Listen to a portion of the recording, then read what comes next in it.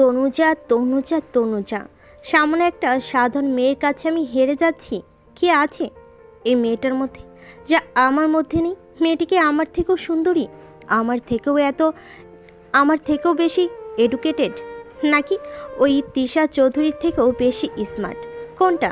না না, কোনোটাই নয়। তবে কেন সবাই ওই মেয়েটার উপর ফিদা হয়? আমার মাথায় ধরছে না। রাগে ফুঁসতে ফুঁসতে বলে তিশা। সামনের চেয়ারে বসা লিমন মুখটা কাঁচুমুচু করে বলে, আহামরি সুন্দর নাই, তবে মেয়েটার ফেসের মধ্যে আলাদা একটা মায়াবী দ্যুতি আছে। ওই যে সব ছেলেরা যেমন চায়, একটা ভালো গুণসম্পন্ন মেয়ে। মেয়েটার এই ভালো গুণের সকলকে তার প্রতি আকৃষ্ট করে। Shut up. লিমনের মুখে তনুজার গুণগান শুনে তিশার পিত্তি জ্বলে ওঠে। কান দিয়ে রাগের ধোয়া বেরোতে থাকে যেন। কষিয়ে ধমক দিয়ে লিমনকে থামিয়ে দেয়। লিমন মুখটা গভীর করে থাকে। তিশা একটু সময় নিয়ে নিজেকে স্বাভাবিক করে বলে, দীপ, আমার ফোন তুলছে না। নিউ নাম্বার দিয়ে কল দিয়ে গলা শুনেই কল কেটে দিচ্ছে। এমনিতেই আমার মাথা ঠিকঠাক কাজ করছে না, আর তুই কিনা আমার সামনে তনুজার গুণগান করছিস। লিমন গোমরা মুখ করে বলে, ওদিকে ফোন দিয়ে ওই মহিলা তো আমাকে রীতিমতো ব্ল্যাকমেল করা শুরু করে দিয়েছে। আরে টাকা চাইছে, টাকা না দিলে দিব্য সব বলে দিবে বলে ভয় দেখাচ্ছে। শালির জবর হলাইছে আমারে। কাজের কাজ কিছুই হলো না, উল্টোপাল্টা সব হয়ে গেল। মাঝখানে বলির পাঠা হয়ে গেলাম আমি। টেবিলের উপর কোনোই ঠেকিয়ে এক হাত ধুতনির উপর চেপে ধরে তিশা ফোঁস করে নিঃশ্বাস ফেলে বলে, ওকে আর কিসের টাকা দিব? একবার অতগুলো টাকা দিলাম না, তাও যদি প্ল্যান অনুযায়ী কিছু হতো তাহলে আরও দিতাম, কিন্তু সব তো উল্টো হলো। শুধু শুধু আমার অতগুলো টাকা লস গেল, একদম লস প্রজেক্ট। এবার মনে হচ্ছে আমার আমও গেল, সাথে বস্তাটাও। উফ। আমার মনে হয় তোর ইভানকে বিয়ে করে নেওয়াটাই ভালো ছিল। শেষ দিকে এসে কেন যে দিব্যর দিকে বেয়াস হয়ে গেলি আমার মাথায় ধরল না। ও বেটা যেমন রাগিয়া যেতি মনে হয় তোকে। কথার মাঝেই তিশা বলে ওঠে, এখন বুঝতে পারছি বড্ড বোকামি করে ফেলেছি। ইভান প্রেমিক হিসেবে খুবই আনরোমান্টিক ছিল। মনে হতো না জানি ওর বেড পারফরমেন্স কতটা বাজে হবে, আর ইভান কেমন একটা শাসনের মতো রাখতো, যা আমার মোটেও ভালো লাগতো না। দিব্যকে টেস্ট করছিস নাকি যে এখন দিব্যকেই চাইছিস? আরে না, দিব্য আমাকে সেদিন পার্লার থেকে এয়ারপোর্ট ড্রপ করে দিয়েছিল, তবে তখনও আমাদের মধ্যে কোনো রিলেশন ছিল না। আমি জাস্ট দিব্যকে উল্টাপাল্টা বুঝিয়েছিলাম ইভানের সম্পর্কে মিথ্যা বলে, আর ওটা সত্যি ছিল। ইভান আমাকে বিদেশে পড়াশোনা করতে দিতে রাজি ছিল না। এটাকে হাতিয়ার করে আর উল্টাপাল্টা বুঝতে নির্বোধ দিব্যকে ইভানের বিরুদ্ধে নেই। দিব্যর কাছে প্রমাণ করতে চাই ইভান একটা সাইকো, ওভার ওভার পসেসিভ। ওর সাথে কোনো মেয়েই কোনো হ্যাপি থাকবে না, ওর সাথে কোনো মেয়ে কখনো হ্যাপি হবে না। অবশেষে বিয়ের দিন দিব্য আমায় হেল্প করে, আর হেল্প করতে গিয়েই দু ভাইয়ের সম্পর্কে ফাটল সৃষ্টি হয়। তারপর বিদেশ যাওয়ার পর দিব্যর সাথে আমার ফোনে যোগাযোগ হতো, যেখানে আমার মেলোড্রামা থাকতো। এভাবেই ফোনে আমাদের একটা রিলেশন হয়, আর ফোনেই ব্রেকআপ করে দিব্য। আমি বুঝতে পারিনি দিব্য সত্যি সত্যি তনুজার প্রেমে পড়ে যাবে। সেই দিন আমার বাইক নিয়ে ঘুরতে যাই। রাস্তার পাশে থাকা টঙের দোকান চা খাচ্ছিলাম। আমাকে ডেয়ার দেওয়ার কথা ছিল, পথ দিয়ে প্রথম যে যাবে তাকেই প্রপোজ করা। সেই দিন প্রথম মেয়েটা তনুজা ছিল। প্রপোজ করার সাথে সাথেই রিজেক্টই হই আর কড়া কথা শুনতে এসেছিল। এই নিয়ে বন্ধু ট্রল করে। দিব্য খুব মজা নেয়। আমি দিব্যর উপর বিরক্ত হয়ে বলি, কত পারিস তুই মেয়েটাকে পটিয়ে দেখা। দিব্য কলার ঝাঁকিয়ে বাজ ধরে মেয়েটাকে প্রেমে ফেলবেই। অবশ্য দিব্য দারুণ অ্যাক্টিংয়ের কাছে মাত্র 2 মাসে মেয়েটা গলে পড়ে। রোজ রোজ ওই দিকেই যেত দিব্য। বাচ্চা ছেলে মেয়েদের দিয়ে ফুল পাঠাতো, আর যত ভালো কাজ আছে সেই সব মেয়েটার সামনেই দেখাতো। মেয়েটা তা প্রেমে পড়লো, সাথে স্লিপ কেটেই দিব্য। তনুজার এমন অন্ধভক্ত হলো দিব্য যে তার কাছে খারাপ প্রমাণ করতে কেউ হলো না। তার বিশ্বাস হয়ে গেল তনুজা ইনোসেন্ট। আমি চেয়েছিলাম আমাকে দেওয়া গ্যারান্টি আমি আমি চেয়েছিলাম আমাকে দেওয়া গাড়িটার সঙ্গে দিব্য নিজেই তনুজাকে দিবে। আর দিব্যর দ্বিতুন বইটাকে তো আমি চিনি। বড্ড পুরনো দিনের ধ্যান ধারণার ঘেরা যার বড় পুরনো দিনের ধ্যান ধারণায় ঘেরা যার মন মস্তিষ্ক। বইটা নিশ্চয়ই তনুজাকে সাথে সাথে বাড়ি থেকে তাড়িয়ে দিবে। তা তো করলই না, উল্টো ইভানের সাথে জুড়ে দিল। আর এখন তো আমার মেজাজ খারাপ হচ্ছে শুনে ইভান বউকে নিয়ে শপিং করছে। সে কি বিয়েটা মেনে নিল? লিমনে অসহায় মুখ করে বলে, তাড়াতেই বলে, সেই সব আমি জানি না। এখন আমি তো মাইন্ডটার চেপে পড়ছি। তোকে তো ওই মহিলা চেনে না। তোর কথা মতো তোকে হেল্প করতে গিয়ে আমি ফেসে গেছি। ওই মহিলা আমাকে সেই রকম ভয় দেখাচ্ছে। এই সপ্তাহের মধ্যে 20,000 টাকা না দিলে দিব্যকে বলে দিবে সব। এখন আমি কি করব? তিশা মোটামোটা চোখ করে তাকিয়ে বলে, গাধা একটা, ভয় দেখালো আর তুই ভয় পেয়ে গেলি। আজও ও বলবে না কজ, বলেও নিজেও ধরা খাবে। কেন সে আমাদের কথায় এরূপ করলো? এই তাও বলে দেয় দিব্যকে। তখন লিবন ভীতু ভীতু মুখ করে বলে। তিশা ডোন্ট কেয়ার ভাব নিয়ে বলে, পরেরটা পরে দেখা যাবে। তুই আমাকে হেল্প কর, আমাকে দিব্যর সাথে কথা বলার সুযোগ করে দে। আমার পক্ষে দিব্যর কাছে সাফাই গাইবি। এরই মধ্যে তিশার ফোনে কল আসে। কথা শেষ করে তারপর তিশা বলে, ও তোকে তো বলাই হয়নি, নেক্সট সপ্তাহ থেকে আমি কলেজের লেকচারার কলেজের কলেজ লেকচারার হিসেবে জয়েন করছি, আর বিদেশ যাচ্ছি না। বাবা ফোন দিয়ে শিওর হলো আমি জয়েন করব কিনা। 2-3 বছর পর সুন্দর ঝলমলে বিকেল, পরিষ্কার আকাশ, আকাশপানে গুচ্ছ গুচ্ছ শুভ্র মেঘের ভেলা হাওয়ার উড়ে বেড়াচ্ছে। আলিশান গেট পেরিয়ে ইভান কালো মার্সিডিজ বেঞ্জ গাড়িটা ঢুকলো। পরপর গাড়ি থেকে নেমে ত্রতস্থ পায়ে ইভান ছুটল। ওই সময় তার বাড়ি আসার কথা নয়। ওইদিকে ফোনের ওপরে ফোন দিয়েই দিদুন তাকে বিরক্ত করে তুলছে। তনুজার দাদি নাকি অসুস্থ, নাতনিকে দেখতে এসছেন। নূরজাহান বেগম ফোনে কথা দিয়েছেন আজকে বিকেলে ইভানের সাথে তনুজাকে পাঠাবেন। ইভান প্রথমে রাজি হয়নি, কিন্তু দিদুন সে তো নাসরবান্দা, সে ফোনে কথা দিয়েছেন। এই জন্য হলেও ইভানকে তনুজার সাথে করে নিয়ে যেতে হবে। ইভান অবশেষে রাজি হয় আর ফোনে বলে তনুজাকে রেডি হয়ে থাকতে। তনুজা রেডি হয়ে নিচে পা লিভিং রুমে থাকতে না দেখে ইভান রাগ লাগলো। গটগট পায়ে ফেলে সিঁড়ি ভেঙে উপরে উঠত সে। একটু আগেই নিত্য এসে বলে গিয়েছে, নানু, আপু রেডি হতে বলেছি তোমায়, ভাইয়া কিছুক্ষণের মধ্যেই আসবে। তনুজা শোনার পর হাতের কাজ ছেড়ে গোসল দিয়ে এখন রেডি হচ্ছে। তনুজার ওয়াল সাইড আয়নার সামনে দাঁড়িয়ে শাড়ির কোনা কোমরে ঘুরছে। এমন সময় কখন না আমি ফোন দিয়ে বলে দিয়েছি এখনও রে, দরজা ফেরানো ছিল, লক করা ছিল না। ইভান এক হাত ধাক্কা দিয়ে ঠাস করে দরজাটা খুলে রুমে পা বাড়ালো। কথাটা সম্পূর্ণ করার আগেই নজর যায় তনুজার দিকে। মুখটা তার হা হয়ে থাকে, গায়ে ব্লাউজ আর পেটিকোট। তনুজার শাড়ি কোমরেই বেশি তারপর দরজার শব্দ। ইভান গলা শুকিয়ে চমকায়, হকসি ওঠে তনুজা। লজ্জায় আষ্টতায় বাক্যশূন্য হয়ে যায় তনুজা। ইস, কি লজ্জাকর অবস্থা।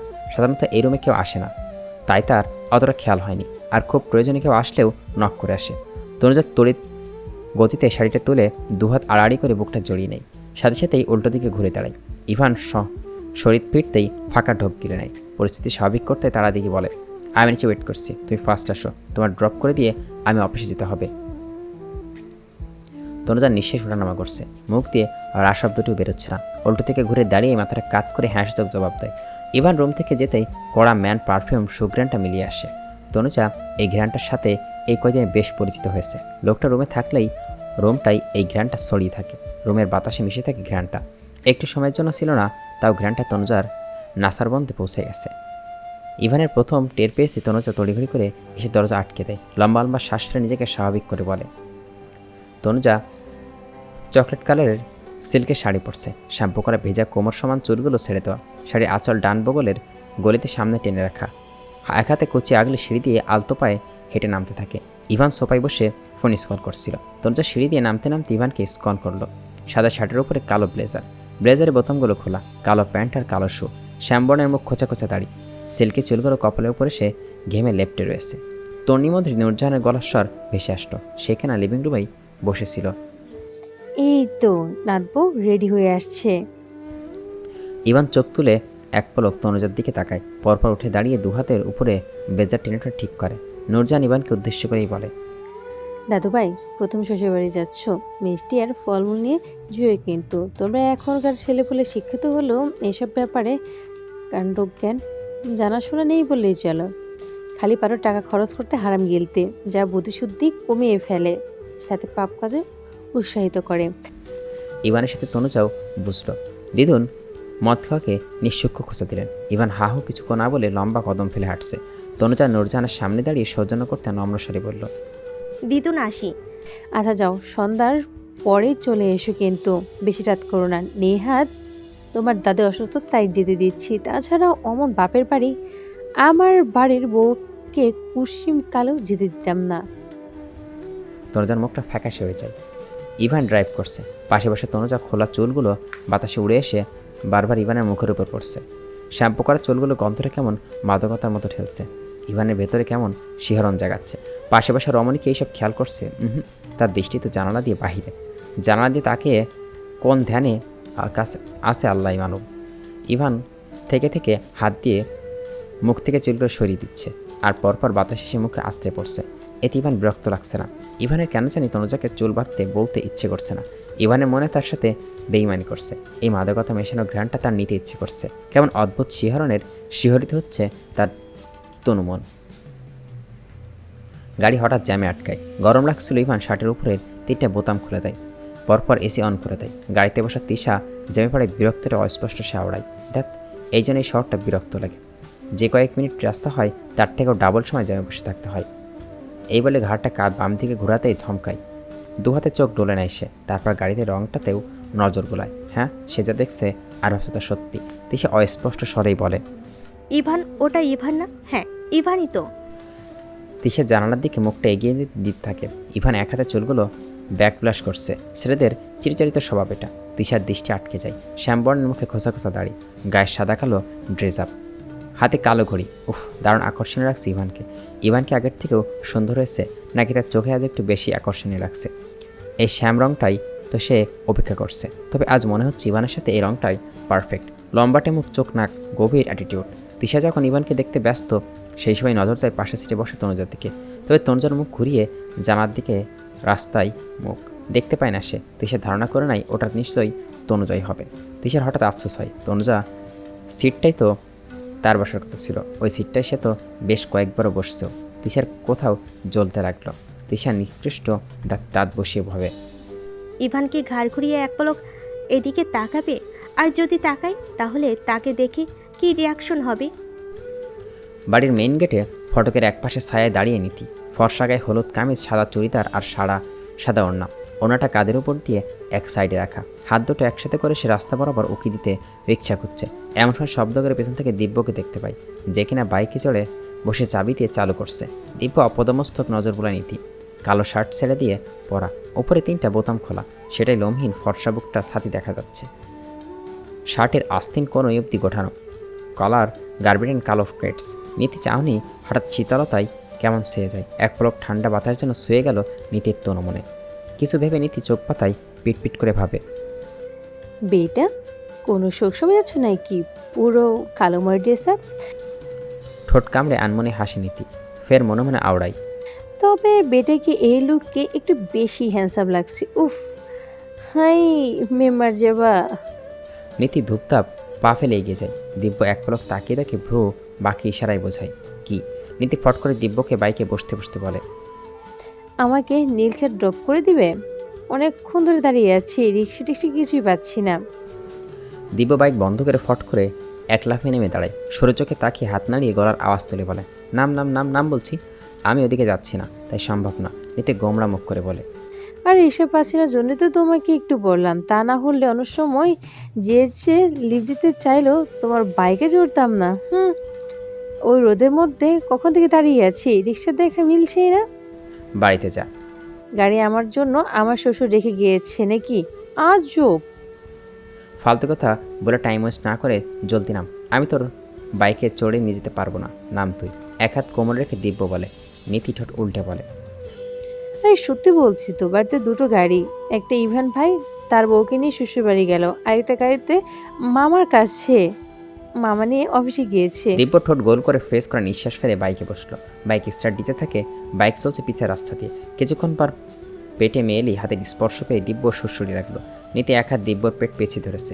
দিব্য ঘাড় ঘুরিয়ে দাঁত কিরমি করে বলে, নীতি হাতটা সরা, ছোট বাচ্চা মেয়ে না তুই যে পড়ে যাবি। নীতি ইনোসেন্ট ফেস করে বলে, তুমি খুব জোরে বাইক চালাচ্ছ, আমার ভয় করছে যদি পড়ে যাই তাই। দিব্য পিছের রাস্তায় দৃষ্টি রেখে উত্তর দিল, আমার তো টাইম নেই, আর যত দ্রুতই তোকে নামাতে পারে ততই শান্তি। উজবুক একটা। নীতি হাত ছড়ায় না। হাত একটা কলারের উপর রেখে অপর হাতটা অমনি দিব্যর পেটে পেঁচিয়ে শার্টে কলার অব্দি ধরে বসে রইল। বাতাসে দিব্য শার্টের প্রথম পটপট করে উড়ে ফুলে ফেপে উঠছে। নীতির কাছে মুহূর্তটা ভালো লাগছে। দিব্য কর্কশ গলায় শুধায়, তার নীলক্ষেত কী মহাকাজ আছে তোর? সেখানে এখন যাওয়ার কারণটাই বা কী? নীতি ঝটপট উত্তর দেয়, বই কিনতে কিছু গল্প আর উপন্যাসের বই লাগবে, মলাট বই, অনেকদিন হলো বই কেনা হয় না। দিব্য তেড়া করে বলে, তো তুই কি তোর বাপের নেওয়াজ শরীফের মতনই সাহিত্যমনা হয়ে যাচ্ছিস? তোর বাপের মতো লেখক হয়ে যাচ্ছিস না তো? এরই মধ্যে দিব্য থেমে যায়, মুখ দিয়ে অস্পষ্ট আউচ করে বের হয়ে আসে। বাবাকে নিয়ে ব্যঙ্গ করে বলায় নিতে রাগ করে দিব্যর পেটে চিমটি কাটে। শার্টের উপর দিয়ে চিমটি দিয়ে নখ বসতে নীতি। ব্যথায় মৃদু আর্তনাদ করে ওঠে দিব্য। এক হাত পেট থেকে শার্টটা একটু উঁচিয়ে দেখে ফর্সা মেদিন পেটে দুইটা নখ বিতে রক্ত জমাট বেঁধে আসছে। এদিকে পরপর বাইকের প্রতি স্লো করে ঘাড় কাত ফিরে নিজের দিকে চক্ষুনে তাকায় দিব্য। রাগী স্বরেই বলে, ইচ্ছেতে করছে তোকে পাশের ড্রেনে ছুঁড়ে ফেলতে। নেহাতি একমাত্র ফুপির মেয়ে বলে আজ বড় বেচাবেচি গেলি। উফ, রাক্ষসী একটা, এভাবে চিমটি কাটলি কেন? তুমি আমার পাপাকে নিয়ে ব্যঙ্গ করছো, তারপর ইচ্ছে করে ভুলভাল নাম বলছো। পাকিস্তানে সাবেক প্রধানমন্ত্রী আমার পাপা বানিয়ে দিলে। আমার পাপার নাম নেওয়াজ শফিক নয়, আমার পাপার নাম হলো নেওয়াজ করিম, শুনছো? নীতির নামগুলো টেনে টেনে জোরে জোরে বলে। দিব্য মশা তাড়ানোর ভঙ্গিতে বলে, জানি জানি, ওই একই হলো। মোটেও এক হলো না। আর আমার পাপাকে নিয়ে ব্যঙ্গ করার শাস্তিস্বরূপ চিমটি কেটেছি। হ্যাঁ, কথাটা বলে ভেংসি কাটে নীতি। এরই মধ্যে দিব্যের ফোনে রিং হয়। পকেট থেকে এয়ারপড বের করে কানে নেয় দিব্য। রিসিভ করতে ওপাশ থেকে লিমনের স্বর ভেসে আসে। হ্যালো দিব্যা, তুই কই? আসছি আমি, আমার একটু দেরি হবে, ওয়েট কর। লিমন ঢোক গিলে গলা ভিজিয়ে মিনমিন স্বরে বলে, দোস্ত, তোকে একটা কথা বলার ছিল। সামনে বলতে ভয় হয়। তোর যে রাগ, রেগে নাকমুখ ফাটিয়ে দিতে পারিস, তাই ফোনেই বলছি। দিব্য বিরক্ত হয়ে বলে, মেয়েদের মতো ন্যাকামি বা বনিতা না করে সোজা বল। দোস্ত, তৃষা দেশে আসছে। তো? দিব্য শান্ত গলায় প্রশ্ন করে। লিমন কণ্ঠ কাত করে বলে, দোস্ত, তৃষা তোর সাথে কথা বলতে চায়। আর তৃষা না অনেক চেঞ্জ হয়ে গিয়েছে। তুই একটিবার ওকে সুযোগ দে। তৃষা আর বিদেশে যাবে না, এখানেই স্যাটেল হবে। ও সুন্দর করে ওর জীবনটা সাজাতে চায়, আর 5টা মেয়ের মতো বিয়ে করে ঘর সংসার করতে চায়। তাই বলছি, তুই তৃষার সাথে সবটা ঠিক করে নে। দিব্য খুব শান্ত গলায় বলে, বুঝলাম না, তিসের জন্য তোর এত দরদ উঠলে উঠছে কেন? যাই হোক, তিসে যদি এতই ঘর সংসার করতে ইচ্ছা হয় আর তোর যদি এত দরদ উঠতে পারে, তাহলে একটা কাজ কর। একটু থেমে দাঁত কিটমিট করে ঠোঁট কামড়ে জবাব ভাবে দিব্য। নীতি কানটা খাড়া করে দিব্যর কথা শুনছে। এয়ারপোর্ট দিব্যর কানে, তাই ওপাশের কথা কিছুই জানে না নীতি। দিব্য এক হাতে পর পাটে চৌরট ঠেলে পিছলে এসে বলে, তিসের জন্য একটা মোস্তাক দাদু খুঁজে দে, ওর জন্য ওটাই বেস্ট। তনুজার বাড়ি মফাস্বলে, একটু ভেতরে। পিছের আঁকাবাঁকার সরু রাস্তা দিয়ে ইভানের গাড়িটা চলছে। পাশে তনুজা পথ দেখিয়ে দিচ্ছে। 3 রাস্তা মোড়ে আসছি তনুজা মিহিস্বরে বলে ওঠে, ডান দিকে। 2-3 মিনিট যেতেই তনুজা ফের বলে, থামুন থামুন, চলে এসেছি, গাড়ি সাইড করুন। ইভান গাড়ি রাস্তার একপাশে দাঁড় করিয়ে নেমে তনুজার পাশের ডোর খুলে দেয়। তনুজা ঝটপট নেমে পা বাড়ায়। তনুজার এভাবে যাওয়া দেখে ইভান কপাল গুটিয়ে আসে। ইভান মনে মনে আওড়ায়, কি মেয়ে রে বাবা, লাফে লেপে একেই চলে যাচ্ছে। সৌজন্যমূলক একবার বললেও না ভেতরে যাওয়ার কথা। ওইদিকে দিদুন তোমায় কড়া শাসন করে বলে দিয়েছে। আমি যেন যথাযথ ফর্মালিটিস মেনটেন করি। ব্রেকতে 6 শব্দ বের করতেই হয়ে যায় ইভানের মুখ দিয়ে। ইভান গাড়ির ভেতর থেকে ফর্মুলার মিষ্টান্ন প্যাকেট হাতে করে পিছু ডাকে, তনুজা। ডাক শোনার সাথে সাথেই পা থেমে যায় তনুজার। এদিকে মানুষের তার নাম ধরে 2বার বোধহয় ডাকলো। তারই মধ্যে কথায় তো তেমন নয়, যেটুকু প্রয়োজন হয়। নাম উজ্জ্ব থাকে। তনুজা অপ্রস্তুত হয়ে পরপর পিছন ফিরে তাকায়। অনেকদিন পর নিজ বাড়িতে এসে ভেতরে চাপা উত্তেজনা কাজ করছে। ইভান আছে সেসব তো সেটা বেমালুম ভুলেই বসছে। তোনার জিভ কামড়ে দিয়ে ফ্যালফাল চোখে তাকায়। ইভান কয়েক পেয়ে এগোয়, বলে, এগুলো ফেলেই যাচ্ছ? তনুজা নির্বোধের মতো ইভানের 2 হাত দিয়ে তাকিয়ে আসছে। 2 হাতে মিষ্টি আর ফর্মুলা প্যাকেট ভর্তি করা তার। তনুজা অপ্রস্তুত গলায় বলে, হুম। ইভান গভীর স্বরে বলে, বুঝিনি, এগুলো নিয়ে ভেতর যেতে বলেছি। আর তুমি যাও, আমি সন্ধ্যার পরে এসে তোমাকে নিয়ে যাব। আপনি ভিতরে যাবেন না? তনুজা আচমকা প্রশ্ন করে ওঠে। জিজ্ঞাসক দৃষ্টিতে ইভানের দিকে তাকিয়ে রয়। ইভান আবারও বলে, আমার কাজ আছে। তখন বলেছিলাম না তোমাকে ড্রপ করতে অফিস যেতে হবে, সমস্যা নেই, আমি নিতে আসবো। ইভানের ভেতরে না গেলে দাদি বেজার হবে। বৃদ্ধা মানুষ নাতনি আর নাতজামাইকে একসাথে দেখতে এসেছেন। দাদির কথা ভেবে তনুজার মনটা চাইছে ইভানকে ভেতরে যেতে, কিন্তু তার সম্পর্কটা তো আর 5 জনের মতো স্বাভাবিক নয়। তাই অধিকার বোধ নিয়ে জোর করে কিছু বলতেও পারছে না তনুজা। আবার তনুজার দিকে হাতে অদৃশ্য একটা দেওয়াল আছে, যে দেওয়াল টপকানো এত সহজ নয়। তারপর তাদের কথা ভেবে তনুজা বলে ওঠে, ইয়ে মানে, এভাবে বাড়ির সামনে থেকে চলে গেলে দাদি মন খারাপ করবে। তাই বলছি, ভিতরে আসুন, একটিবারের জন্য হলেও দেখা করে যাবেন, জাস্ট ফর্মালিটির জন্য, প্লিজ। তনুজার কণ্ঠে অনুনয় ঝরে পড়ে। ইভান দ্বিমত করে না, মুখোপায়ে গম্ভীর্য বজায় রেখেই বলে, ওকে। ওকে। বেশ পুরনো একতলা বিল্ডিং। তনুজার দাদা করছিলেন এই বাড়িটা। যাতে প্রাইমারি স্কুলের শিক্ষক ছিলেন। এক ছেলে এক মেয়ে ছিল। ছেলেটা উচ্ছেন্নে যায়, মেয়েটা ঘর সংসার সন্তানের দিয়ে ব্যস্ত থাকে। বাপের বাড়ি খুব কমই আসতো। দাদার পেনশনের টাকা দিয়ে দাদি তনুজাকে বড় করছেন। এখনও সেই টাকা দিয়ে এই সংসারে কোনো রকমে চলে। শুধুমাত্র এই লোকটার জন্যই এই সংসারের শান্তি ছিল না তনুজার বাবা যদি একটু ভালো হতো তাহলে অভাব থাকতো, মানসিক প্রশান্তির সাথে বেড়ে ওঠা হতো তনুজার। বাড়ির আঙিনায় পা দেওয়ার সাথে সাথেই পুরনো কষ্টের কথা স্মরণ হতে চোখ দুটো নোনতা জরা টইটুম্বর হয়। তনুজা কাঠের দরজার কড়া নাড়ে। মিনিট খানেকের মধ্যেই দরজা খুলে যায়। সাদা আটপৌড়া শাড়ি পরনে একটা বৃদ্ধা দাঁড়িয়ে, বয়সের ভারে চামড়া কুচকে দিয়েছে। রোগের শোকে জরাজীর্ণ হওয়ার শরীরটা হঠাৎ করে কেমন প্রফুল্ল হয়ে ওঠে যেন। আদরে নাতনিকে দেখে মুখে হাসি ফুটে, প্রশস্ত হেসে আওড়ায়। তনু, আমার তনু, তুই এসেছিস আপা? তনুজা কিছুই বলে না। তনুজা মুখ ভার করে রাখে সে। নাতনি এখনও বেশ অভিমানে পুষেই রেখেছে। বৃদ্ধা ঢের আঁচ করতে পারলেন। নাতনির পিছনে দাঁড়ানো শ্যামসুন্দর নাতজামাইকে দেখে চোখ দুটো তার জুড়িয়ে আসলো। দুজনকে একসাথে চোখে দেখে মনে মনে আওড়ালো মাশাল্লাহ। যা ওদের দুইজনের কারণ কান পৌঁছালো না। পরপর কপালে হাত রেখে গম গম স্বরে বললেন, দেখো দেখো দেখো তো কাণ্ড। আমার নাচ জামাইকে কেমন বাইরে দাঁড় করিয়ে রেখেছে। ই আল্লাহ, ভেতরে আসতে না বলে নিজে দরজা জুড়ে দাঁড়িয়ে আছি। ইভান সালাম দেয়। বৃদ্ধা উত্তর দেয়। একগাল হেসে অমায়িক গলায় ফের বললেন, আসো, ভেতরে আসো তোমরা।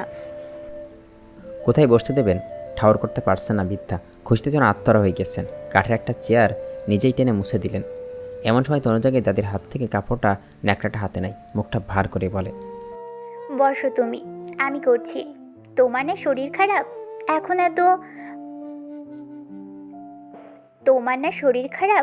এখন এত বল আসছে কোথা থেকে? নাতনির অভিমানী মুখটার দিকে তাকিয়ে আলতো হাসি বৃদ্ধা আহ্লাদে স্বরে বললেন, আমার আপাকে দেখে শরীর খারাপ উবে গিয়েছে। আমার আপা বল জোগাচ্ছে। তনুজার দাদির দিকে তাকায় না। চেয়ারটা মুছে পরপর ইভানের কাছে এসে গিয়ে বলে, বসুন। ছোট্ট করে প্রত্যেকটা ইভান। 3টা বেডরুম, তার সাথে একটা বসার রুম, যেন পাশে পুরনো একটা ডাইনিং টেবিল আর এক পাশে একটা সিঙ্গেল খাট প্যারা। তনুজা চোখ ঘুরিয়ে নজর বোলাই। সব কিছু কেমন যেন আগলা ধুলে জমে আছে। দাদির বয়সের ভারে ধুয়ে মুছে রাখতে পারে না অত। তনুজা থাকার পুরনো আসবাবপত্র হলেও ঝকঝকে চকচকে করত। ইভানের সামনে নাস্তা দেওয়া হয়। দাদির নিজে হাতে বানানো নারকেলের নাড়ু আর মোয়া, সাথে ইভানের রান্না মিষ্টি ফল সাজিয়ে তনুজা ইভানের সামনে দেয়। গোথলি লগ্ন। রক্তিম আকাশে হাতের চিলে বন্ধুদের সাথে বসা দিব্য, হাতে তার ব্যঞ্জন সিগারেটটি ফুঁকছে সে। এমন সময় লিমন দিব্যর কাঁধে হাত রেখেই ডেকে ওঠে, এই দীপ রে। অস্পেশ্বরে আওড়াই দিব্য। লিমন দিব্যের দিকে আরেকটু চোখে ইশারা করে ফিসফিস করে বলে, ওদিকে দেখ দেখ দেখ। ঠোঁটের ভাজা সিগারেটটা চেপে উদাস চোখে আকাশপানে চেয়েছিল দিব্য। লিমনে এভাবে ফিসফিস বিরক্ত এসে রাগী স্বরে বল মেয়েদের মতো গা ঘেঁষাঘেঁষি ফিসফিস করে কথা বলা বাদ দে। দুহাত দূরত্ব সরে বস। আর কি হয়েছে? লিমন সোজা হয়ে বসে, ওদিকে তাকা। ওটা তোর কাজিন না? নীতি না কি যেন নাম? ওটা সেই নীতি না? দিব্য সচক্ষে ঘাড় ঘুরিয়ে চাইল। নীতিকে দেখে কপাল কুচিয়ে আসে দিব্যের। লিমন ফের শুধাই। পরপর দিব্য চোখ যায়। নিত্য আর একটা ছেলে পাশাপাশি হাঁটছে দাঁড়িয়ে। নীতির কাঁধে ব্যাগ, হাতে বুকের সাথে ধরা একটা বই। পাশের ছেলেটার সাথে হেসে কথা বলছে। দিব্যর মধ্যে কোনো ভাবান্তর দেখা যায় না। সে উত্তরে বলে, জানি না। দিব্য ওর মতো সিগারেট শোকটান দিতে ব্যস্ত হয়ে যায়। আজকাল সিগারেটকেও সুখানুভূতি আসে না তার। নীতি ও তার বেস্ট ফ্রেন্ড রিফাত ধীরে ধীরে হাঁটছে আর বিভিন্ন গল্প করছে। হঠাৎ হাঁটতে হাঁটতে নীতির চোখ যায় খানিকটা দূরত্ব থাকা দিব্যের দিকে। দিব্য মুখটা উঁচু করে ধোয়া ছেড়ে ফের সেদিকে তাকিয়ে নিত্যর সাথে চোখাচোখি হয়। নীতি ভ্রুকুচকে ওঠে এদিকে তাকিয়ে। দিব্যের দিকে তাকিয়ে নীতি ভাব নিয়ে বাম হাতের 2 আঙুল নিজের পাতলা গোলাপি ঠোঁটের উপর রাখলো। এই দেখে দিব্য ভড়কায়। ন্যানো সেকেন্ডের মধ্যে দিব্যের অবস্থান মনে মনে ভাবে, নীতি ফ্লাইং কিস ছুড়বে নাকি? এভাবে ঠোঁটের উপর আঙুল। দিব্যর চোখ জোড়া বিস্ময় কপালে ওঠে। নীতি ভুরুচোড়া কুঞ্চিত করে হাসে। পরপর ঠোঁটের উপর থেকে আঙুল সরিয়ে আকাশ দিকে মুখ করে ধোয়া ছাড়ার ভঙ্গি করে। দিব্য ভ্যাগাচাকা খায়। দিব্য সিগারেট খাচ্ছে সেটা দেখেই ফাজলামি করে সিগারেটের ধোয়া ছাড়ার অ্যাক্টিং করে নীতি। আচমকা অমন ভাবনা আসে দিব্য নিজেকে কয়েকটা গালি দেয় মনে মনে। দিব্য বসা থেকে উঠে দাঁড়ায়। দুহাত প্যান্ট ছেড়ে বলতে থাকে, আমি গেলাম, কাজ আছে আমার। এই বলে এক পাশ দাঁড় করানো বাইকের দিকে এগোয় দিব্য। নীতি ওর ফ্রেন্ডকে উদ্দেশ্য করে মিষ্টি হেসে বলে, রিফাত, সন্ধ্যা হয়ে আসছে, আমি আসছি, ভালো থেকো। রিফাত বিনিময়ে আলতো হেসে বলে, ওকে ম্যাম, তুমি ভালো থেকো, মাঝে সাথে ফোন দিও। নীতি ঘাড় কাঁধ নাড়িয়ে বলে। শিওর। রিফাত অফার করে। নীতি কিছু মনে না করলে চলো তোমাকে ড্রপ করে দিই, আমি ফ্রি আছি। No thanks. ওই যে দেখছো না, ওটা আমার কাজই। আমি ওর সাথেই চলে যেতে পারবো। বাই। তিনি ব্যতিব্যস্ত হয়ে বলল। রিফাত বলে, ওকে বাই, টেক কেয়ার। নীতি বড় বড় পা ফেলে এগোয়। দিব্যর বাইকের ইঞ্জিন চালু করছে। একটু দূর থেকে নীতিটাকে। ওয়েট। দিব্য ঘাড় ঘুরিয়ে দাঁত কটমট করে তাকালো। নীতি কাছে এসে হাঁপাতে হাঁপাতেই বলে, বাসে যাচ্ছ? চলো, আমিও যাব। দিব্য মোটা মোটা চোখে তাকিয়ে কাট গলায় জবাব দেয়, আমি বাড়ি যাচ্ছি না, আর গেলেও তোকে এখন বাইকে চলাতাম না, যা হট। নীতি দৃষ্টি শুরু করে তাকায়, প্রশ্ন করে। কেন? দিব্য কোনটার উত্তর দেয় না, বলে, কথা বলার সময় নষ্ট করে সিএনজি দেখ, আমি গেলাম। নীতি হৈ হৈ করে ওঠে। এই না, থামো। সন্ধ্যা হয়ে আসছে, দ্রুত বাসায় যেতে হবে।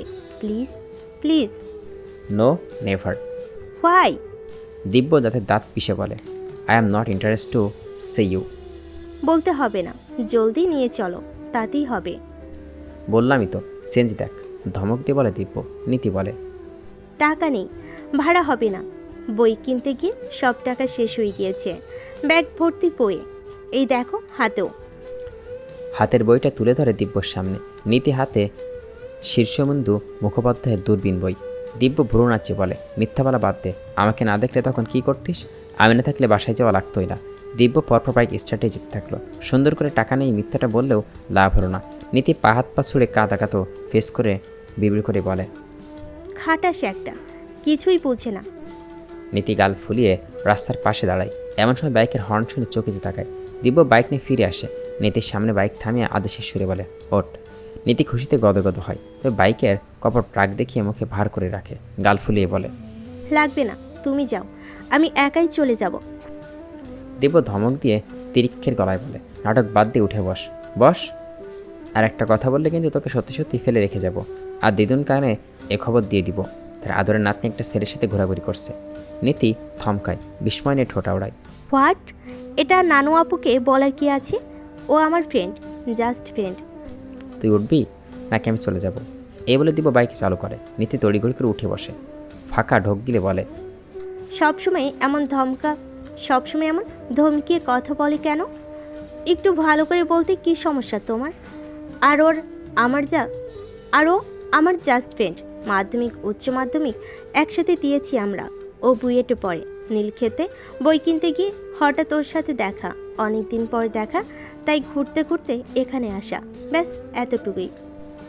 নীতি একাই কৈফে দিয়ে যাচ্ছে। হঠাৎ দিব্যর হাসি পায়। সে তো এমনি দিদুনকে বলবে বলে ভয় দেখাচ্ছিল। নীতি সত্যি সত্যি ভয় ভেবে জানতে পারেনি দিব্য। নীতির ভয় পাওয়াতে মনে পৈশাচিক আনন্দ পায় দিব্য। ইভানে ভীষণ রাগ হচ্ছে। এখানে বসে এভাবে আটকে যাবে কোশ্চিন কালেও ভাবেনি সে। সুফিয়া বেগম সন্ধ্যায় নূরজাহানকে ফোন করে অনুরোধ করছে আজকে রাত্রে ওদের দুইজনকে একসাথে রাখতে। 1.5 ঘন্টা পথ আসতে আসতে তো গোধূলি হয়ে যায়, আবার যদি রাত হয়ে চলে যায় এটা সেটা বলে অনুরোধ করেন। অবশ্যই নূরজাহান বেগম রাজি হন আর ইভানের সাথে ফোনে কথা বলে থাকতে বলেন। ইভান ইচ্ছার বিরুদ্ধে গিয়ে অবশেষে রাখতে রাজি হয়। আজ একটু আগে তনুজার রুমে তুলে রাখা সবচেয়ে দামি কাপড়ের চাদরটা বিছানায় ফেলে দেয়। রাতে খাওয়া দাওয়া কিছুক্ষণ আগে শেষ হয়েছে। ইভান বিছানায় শুয়ে ফোন স্ক্রল করছে। দাদির রুমে তনুজা দাদির কোলে মাথা দিয়ে দুহাত কোমর জড়িয়ে ধরে শুয়ে আসছে। সুফিয়া বেগম তনুজার চুলের মধ্যে হাত বুলিয়ে দিচ্ছেন। দাদির আদুরে গলায় এটা ওটা শুধাচ্ছেন। তনুজার চোখ দুটো বুঝে হুহা করছেন। সুফিয়া বেগম বললেন, তোরা যে আজই আসবি তা আমি জানতাম না। তোর দাদির শাশুড়ি বলেছিল 2-1 দিনের মধ্যে পাঠাবে, আর আসার আগে একবার ফোন দিয়ে আসতে পারতি। দাদির পেটে মুখ গুজে তনুজা ওভাবে শুয়েই বলে সে, আমিও জানতাম না আজকেই আসবো। উনি রাজি হওয়াতে দিদুন আজকেই বললেন। দিদুনও ভেবেছিলেন যদি রাজি না হয়, তাই আগে থেকে বলেনি তোমায়। এই অসুস্থ আর কি, বয়স হয়েছে, বিষ ব্যথা এসব এখন থাকবে। জ্বর ঠান্ডা লেগেছিল, ওষুধ খেয়ে কমে গেছে। তবে তুইকে খুব দেখতে ইচ্ছে করছিল। তুই তো অভিমান করে ফোন টোন দিস না, তাই সামান্য জ্বর ঠান্ডার বাহানা বানিয়ে তোকে দেখার লোভ তোর দাদির শাশুড়িকে বলে আসতে বলেছি। একটু থেমে দীর্ঘশ্বাস ফেলে ফের বললেন, আপা, তুই কি এখন আমার উপর রেগে আছিস এই বিয়েতে মত দেওয়াতে? এই বিয়ে করে নিয়ে তোকে জোর করাতে তুই কি আমার উপর খুব বেশি অসন্তুষ্ট হয়েছিস? আমার উপর কি খুব বেশি অভিযোগ তোর? তনুজা নিরুত্তর থাকে। নাতনির চুলের ভাঁজে আঙুল চালাতে থাকে বৃদ্ধা। খানিকক্ষণ পর তনুজা ধরে আসা গলায় বলে, জানি না দাদি, এই প্রসঙ্গ বাদ দিয়ে অন্য কিছু বলো। আর আমার কারোর উপর কোনো অভিযোগ নেই, সবই আমার কপাল। এটা হয়তো হওয়ারই ছিল, তাই আমি এসব নিয়ে আর ভাবি না, ভাবতে ভালো লাগে না। আচ্ছা, আর এসব শুনবো না। না তনু, তুই কলেজে যাস না কেন? সেদিন রূপার সাথে দেখা হয়েছিল, তোর কথা বললো তুই নাকি বিয়ের পর একদিনও কলেজে যাসনি কেন? ওনার দিদুন পড়াতে চান না। ওয়াশরুমে যাচ্ছিল ইভান। ওখানে রুমের সাথে অ্যাডজাস্ট ওয়াশরুম নেই, বাসার রুমের সাথে কমন ওয়াশরুম। তনুজার দাদি রুমের সামনে দিয়ে যেতে দিয়ে কথা কানে আসে ইভানের। সুফিয়া বললেন, তা নাজ্জামাই কি বলে? নাজ্জামাই কি না করে? ওনার সাথে এ নিয়ে কোনো কথা হয়নি আমার। আর ও বাড়িতে দিদুন যা বলে সবাই তো তাই করে। তা তুই একবার নাজ্জামাইয়ের সাথে আলোচনা করে দেখিস, আমার মনে হয় সে রাজি হবে। এত দূর পরে এসেছিস যখন, আর 2 বছরই তো আছে, একটু কষ্ট করে সংসার সামনে ঠিক হয়ে যাবে। তনুজা নিশ্চুপ থাকে। ইভান পরপরই সবটা শুনে। কিছুক্ষণ পর সুফিয়া তাড়া দিয়ে বলেন, তনু, ইভান একা রুমে আছে, এমনিতেই নতুন জায়গা আসার পর থেকেই তো সে একলা আছে।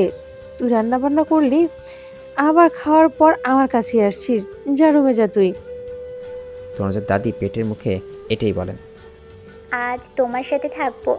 দাদি মৃদু হাসতেন, আদুরে গলায় বললেন, ভাগলি একটা, ছি, তা কেমন দেখায়, যা শোনা আমার।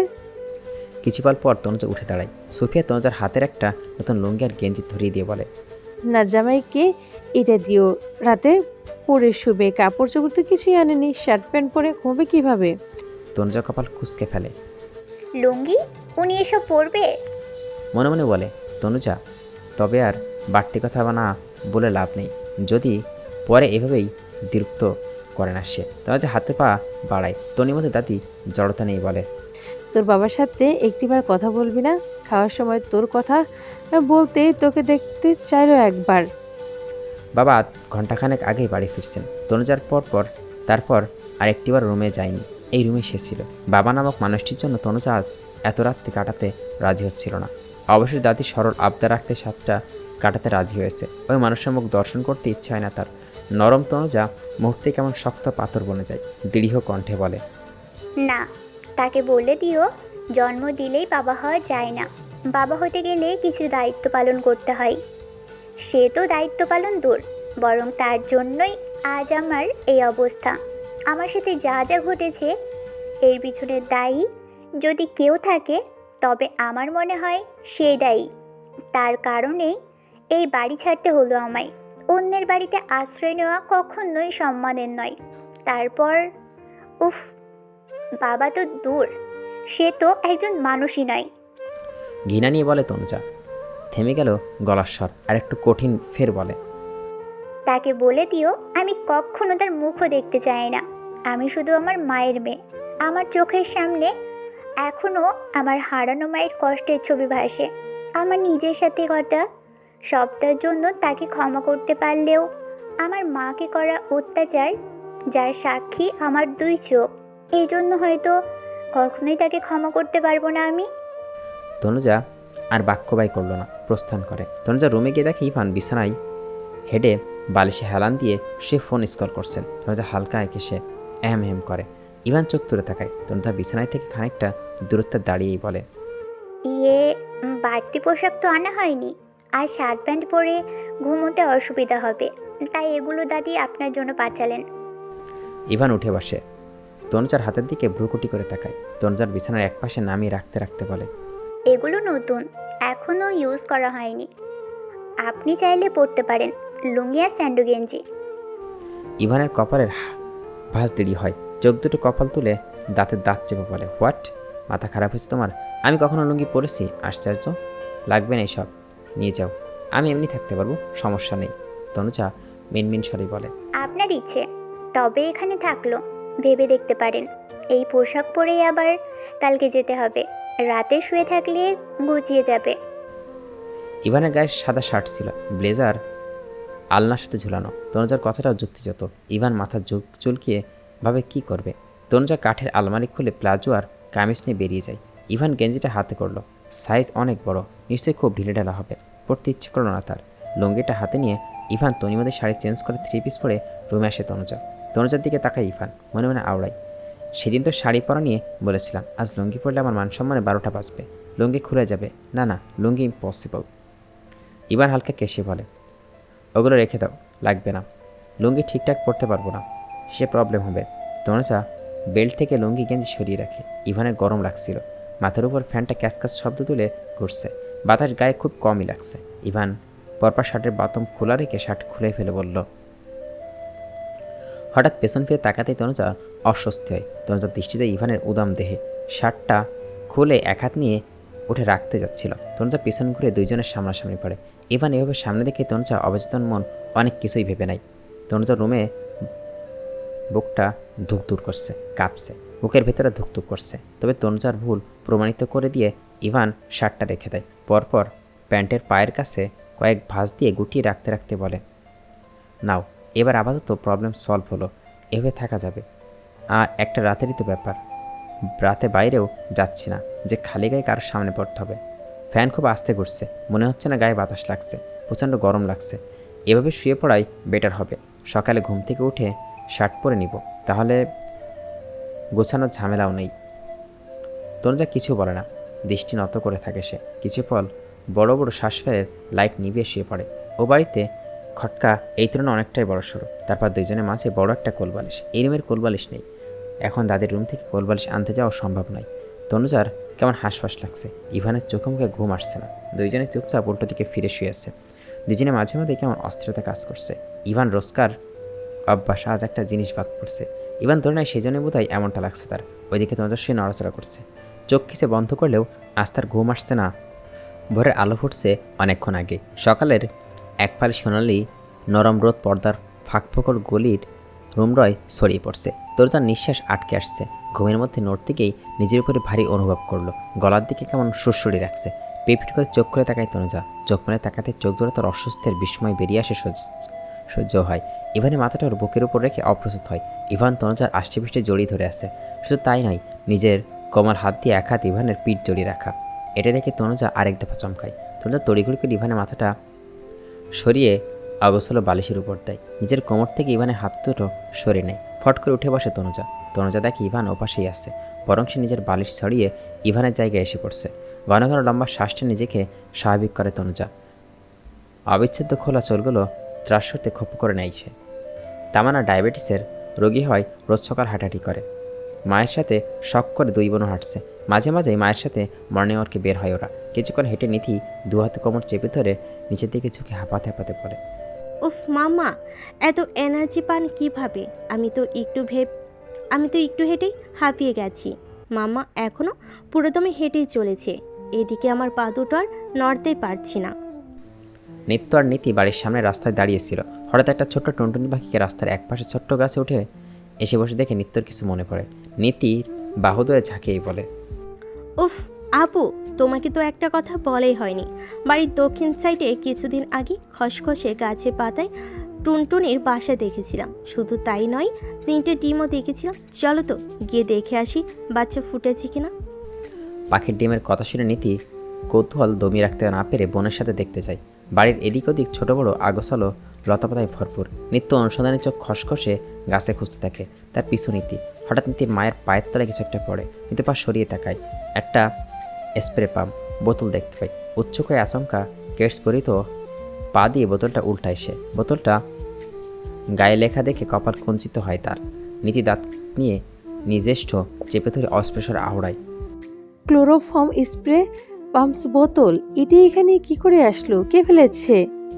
নীতি মাথা তুলে আশেপাশে এদিক ওদিক তাকায়। সামনের উপর বারংবার নজর আসে ইভানের ব্যালকনি। এদিক তো ইভানের রুম। সন্ধ্যা পেরিয়ে আধার নেমেছে অনেকক্ষণ আগে। মির্জাবাড়ির লিভিং রুমে বসে আছে শিরিন, তামান্নার তার 2 মেয়ে। গল্পের আসর জমেছে গমগম অবস্থায় লিভিং রুম জুড়ে। মাগরিবের নামাজ শেষে দীর্ঘক্ষণ তাজবিসহ পাঠ করে জায়নামাজ ছেড়ে ধীর পায়ে হেঁটে এসে উপস্থিত হন নূরজাহান বেগম। মুখে তার গাম্ভীর্যের ছাপ। এসে নিজের জন্য বরাদ্দাকৃত রাজকীয় সিংহাসনে বসেন তিনি। নীতি নিত্য 2 বোন সব ফোন স্কল করছেন, আর এক অপর পাশে কিছু দেখিয়ে হেসে লুটিপুটি খাচ্ছেন। নূরজাহান অসন্তোষ চাহনি চেয়ে তাকালেন। নামাজ কালাম নেই, সারাক্ষণ কি একটা যন্ত্র পাইছে, তাই নিয়ে পড়ে থাকে। কি যে আছে ওর মধ্যে তা আল্লাহ মালুম। আর এদের বলে কি লাভ? মায়েরা ঠিক মতো শাসন করে না, 2 দিন বাচ্চাদের হাতে তুলে দেয়, 2 দিনের বাচ্চার হাতে তুলে দেয় মোবাইল। তারা তো এত আসক্ত হবেই। মনে মনে আওড়াই নূরজাহান বেগম। তনির মধ্যে ভাবনার সুতো টান পড়ে মেয়েলি কোমল স্বরের ডাকে। দিদুন। ভাবনা থেকে বেরিয়ে পরপর পাশে তাকাতেই চায়ের কাপ হাতে দাঁড়িয়ে তনুজাকে দেখতে পাই। ভাংসা ভাঙ্গা শান্ত দুটি চোখ, গোধূলির অন্তিম সূর্যর মতনই মুখ। কত সুন্দর মায়াবী সৌন্দর্য জড়ানো এই মুখশ্রী, অথচ তার আওড়ালে কোথাও যেন তীব্র বেদনা বিষাদ লুকিয়ে আছে। মেয়েটা কেমন সবসময় মূলান মুখে থাকে। বৃদ্ধার এই মেয়েটির প্রতি আলাদা একটা মায়া হয়, তবে বাহিরে কাঠিন্য ভাব বজায় রেখে যেন তার ধাতে। তাই চাইলেও মমতাটা সহজে প্রকাশ করতে পারেন না তনুজা। মিহি স্বরেই বলেন, দিদুন, আপনার আদা চা। বলে হাত বাড়িয়ে কাপটা নিলেন, চায়ে চুমুক বসিয়ে শুধালেন। তা তোমার দাদির শরীর এখন কেমন? জ্বরটর কমেছে নাকি আছে? ঠিকমতো ওষুধ খাচ্ছে তো? সকাল 10টার মধ্যে ইভান তনুজা চলে এসছেন।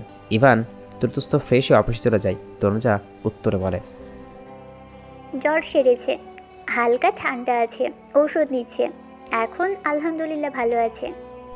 কালকে রাতেই নানু ভাইকে জোর করে থাকতে বলেছিলাম। সে সাধারণত আমার কথা ফেলে না, তাই রাজি হয়েছিল। তার থাকার জন্য এ নিয়ে তোমার উপর রাগ দেখায়নি তো? আবার চোটপাট করেনি তো? কই না তো, তেমন কিছুই বলেনি। আচ্ছা। পরপর তনুজা পাস্তা পাকোড়া আর পেঁয়াজু ট্রেনে টেবিলের উপর রাখলো। শিরিন সুলতান আর তামান্নার পাশাপাশি বসেছিলেন। তনুজার নাস্তা রেখে চলে যেতেই তবে সেই সময় শিরিন আদুরে গলায় বললেন, তনুজা, কোথায় যাচ্ছ? বসো তুমি। আন্টি, আপনারা নাস্তা করুন, আমি রুমে যাচ্ছি, একটু কাজ ছিল। বসো তো, পরে করে নিও, এখানে সবাই আছে, একসাথে নাস্তা করো। অজ্ঞতা তনুজা নীতির পাশে বসে। নূরজাহান গলা খাকরি দিয়ে বলে ওঠেন, আন্টি কি? আমরা তো শাশুড়িদের মা ডেকেছি আর চাচির শাশুড়িদের চাচিমা ডেকেছি। তোমার নিজের শাশুড়ি নেই, তবে ছোট বৌমা ইভানের মায়ের থেকে কম নয়। ইভান তাকে মামুনি বলে ডাকে, তুমিও তাই বলবা। এই কাছের মানুষদের আন্টি ডাকা কেমন যেন পরপর থাকে আমার কাছে। কিছুক্ষণ পর সবাই যখন স্ন্যাক খেতে ব্যস্ত, এমন সময় দিব্য গটগট পা ফেলে সিঁড়ি ভেঙে নামছেন। আঙুল মাথায় তার বাইকের চাবি। নিচে নামতে গিয়ে সবার মাথা থেকে বসে থাকা তনুজার দিকে নজর পড়ে। কোনা চোখে তনুজাকে পরখ করে নিচ্ছে সে। হঠাৎ দিদুনের ডাকে পা থেমে যায় তার। দিদুন হাঁক ছেড়ে ডাকলেন, দীপ, দাদুভাই কোথায় যাচ্ছ? বাইরে কাজ আছে। দিদুন তাড়া দিয়ে বললেন, বাহিরা যাচ্ছ সে তো দেখতে পাচ্ছি, তবে কাজে নয় বলো, অকাজে যাচ্ছি। কাজ তো তোমার একটাই, বন্ধুদের সাথে আড্ডা দেওয়া, কেনাকাটা করা, সবাইকে রেস্টুরেন্টে নিয়ে খাওয়ানো, এক কথায় ফুটানি করে বেড়ানো। সবাইকে খাও ঠিক আছে, কিন্তু আর কতদিন বাপের টাকায় ফুটানি করে বেড়াবে? এবার নিজে কামে রুজি কিছু করো, তাই দিয়ে। এভাবেই এতে ইদানিং মেজাজটা একটু বেশি চটে থাকে তার। আর দিদুনের সাথে কথা বলতে গেলেই হুড় করে মেজাজ 1 লাফে 5 গুণ বেড়ে যায়। দিব্য ফোঁস করে নিঃশ্বাস ফেলে বলে, অন্য কিছু বলার থাকলে বলো তাড়াতাড়ি, শুধু মেজাজ বিগড়ে দিও না। দিব্য উপস্থিত টের পাওয়ার সাথে সাথেই তনুজা নিজের শামুকের মতো গুটিয়ে নেয়। দৃষ্টি ফ্লোরে নিবদ্ধ করে জড়সড়ো হয়ে আছে সে। নীতির দৃষ্টি আটকে যায় দিব্যর পারে। সাদা টি শার্ট গায়ে, উপরে আকাশি রঙের শার্ট, শার্টের সবগুলো বোতাম খোলা, ফ্যানের বাতাসে শার্টের বোতাম উঠছে। আকাশি গ্যাব্রোটিন প্যান্ট, সাদা কেটস। নীতি যেন পুরো ফিতা, পলক নড়ছে না তার। দিদুন গলার স্বর কিঞ্চিত নামিয়ে বললেন, এসো দাদুভাই, নাস্তা করবে, সবাই নাস্তা করছে। দিব্যের ইচ্ছে ছিল না, তবে তা কেন জানি বিরক্ত না করে এগিয়ে গেল। মায়ের পাশের ফাঁকা আসনে ধপ করে বসল। দিব্য ঠিক সামনাসামনি তনুজা, যে কিনা পায়ের আঙুল দিয়ে ফ্লোর খুঁজছে আর ভেতরে হাঁসফাঁস করছে। দিব্য ঠোঁট কামড়ে কোনা চোখে তনুজাকে লক্ষ্য করছে। দিদুন ফের বললেন, তা বলি কি দাদুভাই, ভবঘুরে জীবনযাপন না করি তুমি অফিসে যাও, বাপ ভাইয়ের সাথে ব্যবসা সামলাও। বেশ আদুরে গলায় দিদুন বলে। উপস্থিত সবাই ভেবেছিল দিব্য রেগে যাবে, খেপে কিছু বলবেন, তবে সব কিছু ভুল প্রমাণ করে দিব্য পেঁয়াজও মুখে পড়ে নেই। শান্ত গলায় বললে, আমি বিসিএস দিব, প্রস্তুতি নিচ্ছি, অফিসে জয়েন করার সম্ভাবনা আমার পক্ষে। দিদুন দীর্ঘশ্বাস ফেলেন, হঠাৎ মস্করা করে বললেন, আচ্ছা যা ভালো বুঝো করো, তবে একটা কর্ম তো করতেই হবে, বিয়ে শাদী করতে হবে না? তবে দাদুভাই, তোমাকে নিয়ে আমি চিন্তায় আছি। তোমার যে মেজাজ, তোমার রাগধাম সহ্য করে কোনো মেয়ের পক্ষে থাকা একটু নয়, অনেক বেশি অসম্ভব। তাই বলছি, রাগটা একটু কমাও, তা না হলে বউ থাকবে না। আর আমাদের সময় পাওনি যে স্বামীর মুখ চামটা ধমক খেয়েও পড়ে থাকবে। এখনকার সময় কিন্তু পুরো আলাদা, তাই আগে সাবধান করছি। মেজাজটা ঠান্ডা রাখার চেষ্টা করো।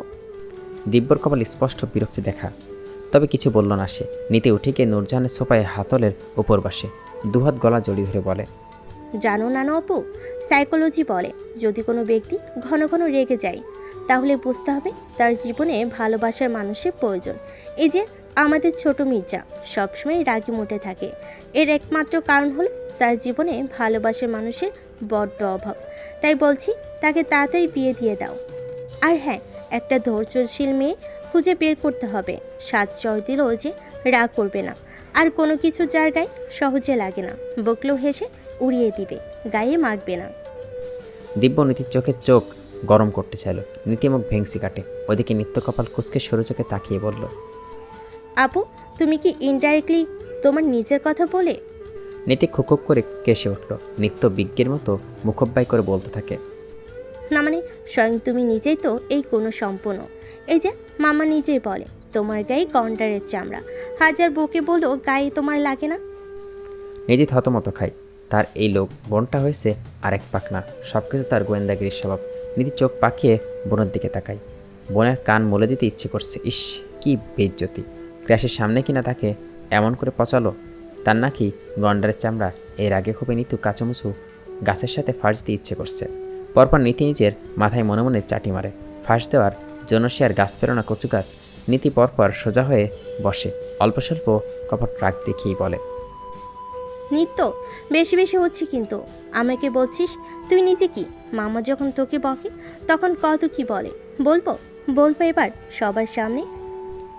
নিত্যমুখটা এবার চুপসে যায়। দিব্য সোফায় গা এলিয়ে দিয়ে দুবারের দুহাতে শার্টের কলার টেনে ঠিক করতে করতে আয়েশ করে বসে। মুখের খাবার চিবোতে চিবোতে তনুজাকে দেখছে সে। তনুজা কতক্ষণ এদিকে না তাকিয়ে অভয় দৃষ্টি নত করে রাখতে পারে সেও দেখতে চায়। দিব্যর খুব জানতে ইচ্ছে করে তনুজাকে এবার কি মেনে নিয়ে আসছে। দিব্যর প্রতি তার কি কোনো অ্যাফেকশন নেই? এই কয়দিনের সব দুর্বলতা উবড়ে গিয়েছে কি? তনুজা দিব্যর থেকে পালাই পালাই করে পরিস্থিতির জন্য। ওদিকে তনুজা হাসপাস বেড়েই চলেছে, বই কি কমছে না। তনুজা সিক্স সেন্স বলছে দিব্য তার দিকেই তাকিয়ে আছে। তনুজা বড় বড় শ্বাস ফেলে ফট করে উঠে দাঁড়ায়, জোর করে নিজেকে স্বাভাবিক রাখার চেষ্টা করে ঠোঁট আওড়ায়। আমি তো ভুলেই গেছি, সন্ধ্যার দিকে দাদির কাছে ফোন করার কথা ছিল। দাদি নিশ্চয়ই অনেকবার কল দিয়েছে। আমি আসছি। কতটা গুছিয়ে মিথ্যা বলতে পারে তা জানে না তনুজা, তবে এখান থেকে ওঠার জন্য মিথ্যা বলার প্রস্থান করে। তনুজা যাওয়ার দিকে দিব্য রাগে ভেতরে ভেতরে হিস করে। টেবিলের উপর থেকে পানির গ্লাসটা নিয়ে এক ঢোকে গ্লাসটা ফাঁকা করে, তারপর শব্দ করে গ্লাসটা টেবিলে রেখে হনহনিয়ে বেরিয়ে যায়। দিব্যর এহেন আচরণে কেউ অবাক হয় না, কারণ মির্জা বাড়ির ছোটো ছেলে সাফন দিব্য মির্জার এরকম সবাই জানে, অভ্যস্ত। তামান্না ফোনের গ্যালারির দিকে একটা ছবি বের করে শিরিনের সামনে ধরে। ভাবি দেখো তো ছেলেটা কেমন, নীতির সাথে কেমন মানাবে। বা কালো সাদা শার্ট প্যান্ট ইন করা, উপরে সাদা অ্যাপরন, গলার টেলিস্কোপ ঝোলানো, লম্বা চড়া বেশ সুদর্শনী যুবকের ছবি। শিরিন দুর্বল হেসে বলে, সুন্দর তো, নীতির সাথে বেশ মানাবে। নিধির বাবার বন্ধুর ছেলে, সে সত্য এমবিবিএস পাস করেছে, কিছুদিন পর ইউকে যাবে। ফ্যামিলির ব্যাকগ্রাউন্ড ভালো, ওনারা নীতিকে চেনে। নীতির বাবাকে না কি দেখেছে ছেলের জন্য নীতিকে দেখতে আসবে। ছেলের বিদেশ যাওয়ার আগে বিয়েটা দিতে চায়। পূর্ণিমার চাঁদের কোনো গ্রহণ লাগলো। নীতি ফর্সা মুখে তৎক্ষণাৎ অন্ধকার নামে। সে উঠে দাঁড়িয়ে কাটকাট গলায় বলে, ও মাম্মা, আমি এখনই বিয়ে করতে পারবো না। আমি মাস্টার্স শেষ করব, দেন বিয়ে শাদি, তার আগে না। যেখানে এখনো আমার অনার্স শেষ হয়নি, তাই তাদেরকে নিষেধ করে দাও। এই বলে নীতি বড় বড় কদম ফেলে চলে যেতে থাকে। পিছন থেকে কানে আসে, মেয়ে যা তা না মেয়ে যা তা না বলে, বিয়ের আগে এরকম বলে। দিন যাচ্ছে বয়স তো কমছে না, বাড়ছে। ভালো ছেলে ভালো হলে জামাইকে কথা বলতে বলো। নানু আপু মাকে আরও উস্কাতে থাকে। নীতির ফুরফুরে মেজাজটা হুট করে দিব্যের মতো খারাপ হয়ে গেল। নীতি ভাবতে থাকে তার কি দিব্যের ছোঁয়া লাগানো বাকি নাকি। তার তো হুটহাট রাগ হয় না, দিব্য রেগে যাওয়া ব্যামতে সেও কি আক্রান্ত হলো নাকি। পরদিন সকাল 8:30 বাজে। শাওয়ার নিয়ে আয়নার সামনে দাঁড়িয়ে হাতের হাতা ফোল্ড করে ব্যস্ত ইভান। তনুজা ততস্থ পায়ে রুমে আসে। আয়নার দুচোখে চোখ পড়ে স্কাই কালারের শার্টটা আর কালো প্যান্ট ইন করে পড়ে। পরপর তনুজা দৃষ্টি ঘুরিয়ে নেয়। তনুজা কিচেনে গিয়ে হঠাৎ নিত্য বলল, ভাইয়া তোমাকে ডাকছে। তনুজা যাবার পরই অবাক হয়ে ডাকছে, কিন্তু কেন? তনুজা হাতের কাজ চালিয়ে যাচ্ছিল। সেই সময় শিরিন তাড়া দিয়ে তনুজার উপরে যেতে বলে। তনুজা কী যে বলবে, কী শুধাবে ভেবে পাচ্ছে না। কী জন্যই বা ডেকেছেন এই ভেবে দিশারা তনুজা। এই মধ্যে কালো হাতঘড়ির হাতে পড়তে পড়তে ইভান বলে, রেডি হয়ে নাও। তনুজার চোখ কপালে তুলে জিজ্ঞাসক দৃষ্টিতে তাকায়, আমতান্ত করে বললে, রেডি হব? কিন্তু কেন? কোথায় যেতে হবে? ইভান নির্বিকার কণ্ঠে বলে, কলেজে। তনুজা বোকা বোকা চোখে ইভানের পানে তাকিয়ে রয়। ইভান ম্যান পারফিউম পুশ করে গায়ে মাখছে। কিছু সময় পর নিয়ে তনুজা নির্বোধের মতো বলে ওঠে, কলেজে মানে? কিন্তু কেন? তনুজা থেকে ঘুরে তাকায় ইভান, দুই ভ্রুদয়ের মাঝে ভাঁজ ফেলে, বলে, কলেজে কেন যায় মানুষ?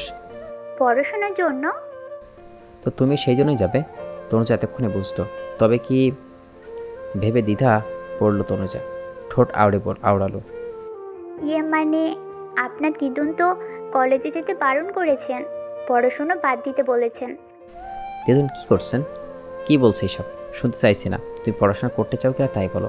বিস্ময় তনুজার চোখ কঠোর থেকে বেরিয়ে যাওয়া উপক্রম হয়। সে তো পড়তে চায়, কিন্তু তার জন্য এ বাড়িতে অশান্তি হোক সে চায় না। দিদুন আবার কি বলে?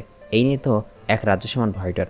দ্বিধাদ্বন্দ্বে থাকে তনুজা, তাও সরল স্বীকারোক্তি দেয়, ঘাড় নাড়ি হ্যাসম্মতি দেয়। ইভান তারা দেখি বলো, তুই তো রেডি হলাও, আমার সময় নেই। তোমাকে নামিয়ে দিয়ে আমাকে অফিসে যেতে হবে।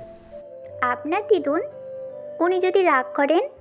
না মানে ওনাকে না বলেই আগে একবার বলে নিলে ভালো হতো না? ইভান রুম থেকে বেরিয়ে যেতে যেতে বলে, দিদুন সাথে এ নিয়ে কথা হয়েছে আমার, তোমাকে অত চিন্তা করতে হবে না, তুমি রেডি হয়ে নাও। তনুজা তাজ্জব বলে যায়, উনি কখন কথা বললো? আর যেতে নিজ থেকে কি করে সম্ভব? সেদিন রাতে পড়াশোনা নিয়ে তনুজা তারই দাদির কথা ইভান শুনেছিল। তখন থেকেই মনে মনে ভেবেছিল বাড়ি থেকে দিদুনকে বোঝাবে যে সে যা চায় না এই মেয়েকে সংসার গাড়িটা নিয়ে পড়াশোনা বাদ দিক জোর করা। একজন এডুকেটেড কখনোই এটাকে সাপোর্ট করবে না। তাই ইভান কাল রাতে বাড়ি ফিরে দিদুনের সাথে কথা বলে। সে সহজেই রাজি হচ্ছিল না, তবে অনেক করে বুঝিয়ে সুঝিয়ে বলার পর রাজি হয়ে তার শর্ত আরোপ করছে। বাড়ির বউ বাস ট্রামে করে যেন যাওয়া আসা না করে, বাড়ির গাড়ি বা স্বয়ং ইভান যেন তাকে পৌঁছে দেয়। ইভান অজ্ঞতা রাজি হয়। খাবার টেবিল বসে নীতি আর নিত্য দুই বোন কানে কানে ফিসফিস করছে। তা দেখে নূরজাহান বেগম একটা ধমক দিলেন। নীতি সোজা হয়ে বসে। নীতির মনে হচ্ছে বোন সত্যি বুদ্ধিমতী, তার বোন একজন ভবিষ্যৎ সিআইডি অফিসার হচ্ছে কনফার্ম। ওইটুকু মাথাতেই এতটুকু বুদ্ধি আসলো কই থেকে? তার বোন গোপনে মিশনে নেমেছে। মিশনে সাকসেস হলে সবার সামনে পর্দা উন্মোচন করবে। এক্ষেত্রে পুরো ক্রেডিট আসলে নিত্যর। নাস্তা করার সময় তনুজা আওড়াই নূরজাহান বেগমের দিকে চাইল। দিদুর মুখটা বেশ গভীর। তনুজা বুঝতে পারলো দিদুর মন থেকে রাজি হয়নি, নির্ঘাত ইভান জোর করে রাজি করেছেন। নূরজাহান মুখটা অন্ধকার করে বলল, শোনো মেয়ে, পড়তে দিচ্ছি বলে আবার সাপের 5 পা দেখো না। তুমি এ বাড়ির বউ, এ বাড়ির মান সম্মান তোমার সাথে জড়িয়ে আছে। এমন কিছু কখনো করো না যাতে করে মান সম্মান খুইয়ে যায়। কলেজে যাচ্ছ যাও, তবে কোনো বেয়াল্লাপনা করছো এসব খবর যেন ভুলো কানে না আসে। সাবধান করে দিলাম। আর হ্যাঁ, দাদুভাই অফিসে যাওয়ার পথে দিয়ে আসবে। আর ছুটির আগে কল করো, বাড়ির গাড়ি বা দাদুভাই গিয়ে নিয়ে আসবে। অনেকদিন পর কলেজে ক্যাম্পাসে পা দিয়ে প্রাণভরে শ্বাস নেয় তনুজা। প্রিয় বান্ধবীর সাথে ক্লাসে যেতে থাকে সে।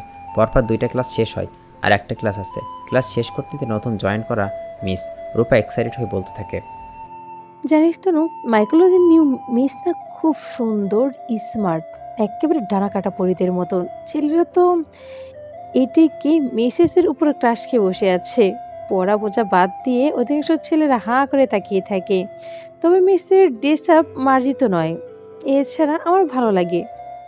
সময় হতে রূপার বলা নীল মিস তিশা চৌধুরী আগমন হয়।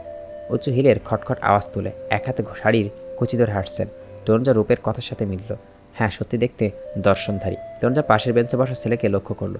ছেলেটা হা করে ড্যাব চোখে তাকিয়ে আসছে। ছেলেটার মুখে পোকামাকড় সহ মশামাছি তো ঢুকবেই, সাথে অনায়াসে একটা লাড্ডু ঢুকে যেতে পারে।